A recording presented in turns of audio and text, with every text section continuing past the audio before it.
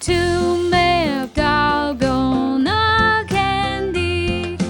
It's sweet and crunchy treat popularized by the TV show Squid Game to make Dalgona candy. In a non-stick pan, heat the sugar over medium-low heat. Stir constantly with a spoon or spatula to ensure it melts evenly. Should take a few minutes to turn into a golden brown liquid. Once the sugar has melted and is smooth, add the baking soda. Stir quickly as it will bubble up and turn lighter in color.